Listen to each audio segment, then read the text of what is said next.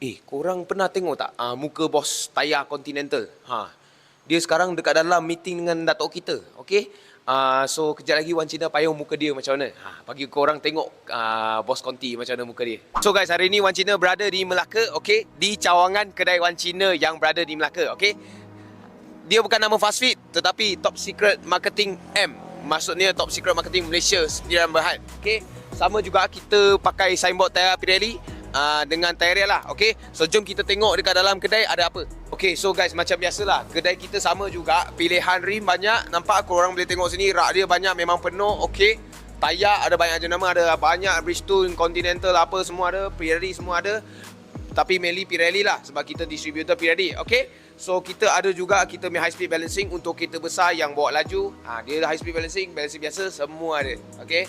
Banyak bay, 1, 2, 3. Sana ada lagi yang 4. Luar boleh pakai 5, 6, 7. Kita banyak working bay dekat sini. Kalau korang kereta banyak-banyak datang, memang tak ada masalah lah. Okay? Korang tengok sini 4x4, tayar 4x4 memang ada juga. Okay? Kita sendiri pun ada 4x4 dekat sana lah. Okay? Tayar 4x4, rim 4x4 semua ada. Siap sedia di kedai.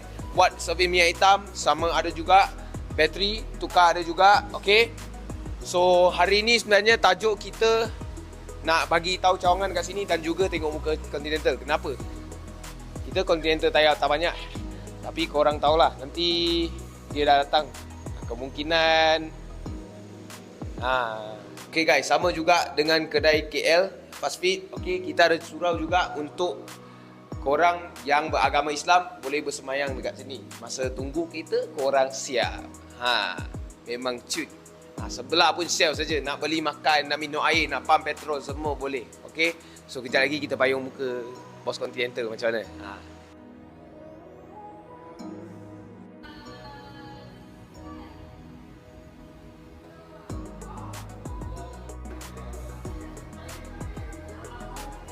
Itulah muka bos Continental lah. So itu dengan dia punya team. Okay, so hari ni baru jumpa. Korang boleh stay tune lah untuk apa-apa plan ke.